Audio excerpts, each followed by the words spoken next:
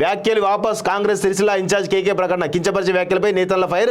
మహేందర్ రెడ్డి దిష్టిబొమ్మల దహనం. క్షమాపణ చెప్పాల్సిన డిమాండ్. పద్మశాలిల నిరసన ఎఫెక్ట్. రేపు సీఎం రేవంత్ రెడ్డి పర్యటన రద్దు అంటూ ఒకరిని చూస్తాం. సో పద్మశాలకు సంబంధించినటువంటి రేపు పర్యటనలో భాగంగా పద్మశాలందరూ కూడా చాలా సీరియస్ అవుతారన్న ఉద్దేశంతో ఈరోజు సీఎం రేవంత్ రెడ్డి పర్యటన కూడా రద్దు కావడం జరిగిందని కూడా తెలుస్తూ ఉంది. వాస్తవంగా ఇక్కడ విషయం ఏంటి అంటే దీనిలో కేటీఆర్ చాలా రాజకీయ లబ్ధి పొందుతున్నది స్పష్టంగా మనకైతే అర్థమవుతా ఉంది. కానీ కేకే మహేందర్ రెడ్డి అనే వ్యక్తి నోరుపు అదుపులో పెట్టుకోవాలి.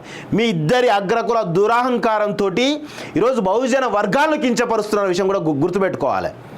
ఎందుకు పద్మశాలను ఆ విధంగా కించపరచడం అవసరమా అనే విషయం కూడా గుర్తుపెట్టుకోవాలి. ఈరోజు కేటీఆర్ అనేటువంటి సన్నాసి ఈరోజు పద్మశాలి సమాజానికి ఏం చేసిండు? ఇంకా ఆ సిరిసిల్లో ఉన్నటువంటి పద్మశాలి సమాజమా ఒక్కసారి బుద్ధి తెచ్చుకోవాలి. మీరంతా కూడా సిగ్గుండాలి కొంచెం మీకు. ఫస్ట్ ఆఫ్ ఆల్ ఈ కేటీఆర్ అనేటువంటి వాడిని ఇంకా మీరు నెత్తి మీద పెట్టుకొని ఊరేగుతూ ఉన్నారు. ఏం చేసిండు మీకు? వాడు ఒక్కసారి అధికారం కోల్పోయిన తర్వాత మీ బతుకులు ఏమైనాయి? ఆగం కాలేదా? అంటే వాడు అధికారంలో ఉంటేనే మీ బతుకులు బాగుంటాయా? వాడు అధికారం లేకపోతే మీ బతుకులు బాగుండవా? అంటే వాడు ఏం చేసిండు? తాత్కాలికమైనటువంటి ప్రయోజనాల కోసం మిమ్మల్ని వాడుకున్నాడు, మీ ఓటు బ్యాంకును వాడుకున్నాడు. ఈరోజు వాడు అధికారం పోయిన తర్వాత మీ బతుకులు రోడ్డు మీద పడ్డాయి. అది అర్థం చేసుకోరు. అది ఎవరి తప్పు? కాంగ్రెస్ తప్ప?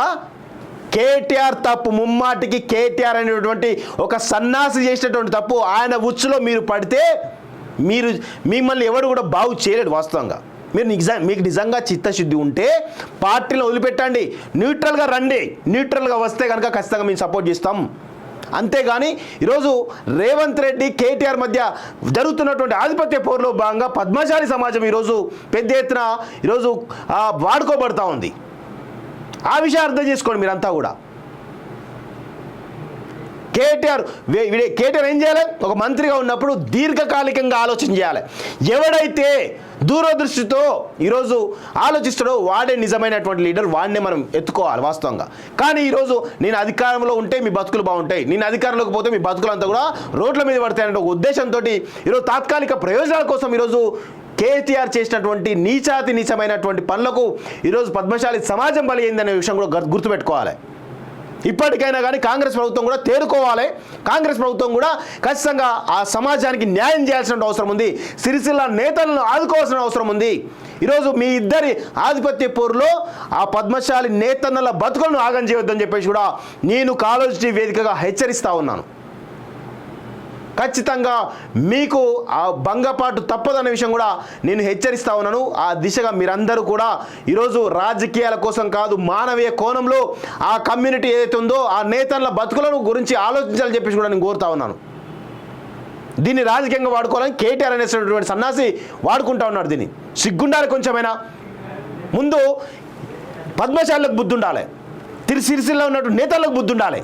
ఎందుకు నేను చెప్తాను అంటే 80,000 పైగా ఓట్లు ఉంటాయి సిరిసిల్లలో. మీ కమ్యూనిటీ ఆ పద్మశాలి కమ్యూనిటీ సీటు అది. అక్కడికి వచ్చి ఈ కేటీఆర్ అనేటువంటి ఒక ఎదవా, ఆ మహేందర్ రెడ్డి అనేటువంటి ఒక వాడు, వీళ్ళిద్దరు వచ్చి మీ మీద ఆధిపత్యం చెల్లిస్తూ ఉంటే సిగ్గు అనిపిస్తలేదా మీకు? వాళ్ళిద్దరి అగ్రకుల అహంకారంలోకి ఇద్దరికి కూడా వాళ్ళు చెప్పులు మోయడానికి మీకు సిగ్గు ఉండాలి వాస్తవంగా. సిగ్గు సరే లేకుండా ఒక పద్మశాలి సమాజం ఏమో కాంగ్రెస్ పార్టీకి పాజిటివ్గా ప్రెస్ మీట్ పెడతా ఉంటుంది, ఇంకో పద్మశాలి సమాజం ఏమో బీఆర్ఎస్ పార్టీకి కేటీఆర్కు ఆ కనుసరిలో ప్రెస్ మీట్ పెడతా ఉంటారు. ఆ సీటు మనదిరా నాయన, ఆ సీటు పద్మశాలి సమాజానిదిరా నాయన అంటే ఎవరు కూడా ఇంత కూడా ఉండరు. ఆ కేటీఆర్ ఏం పీకి పడిచిందా?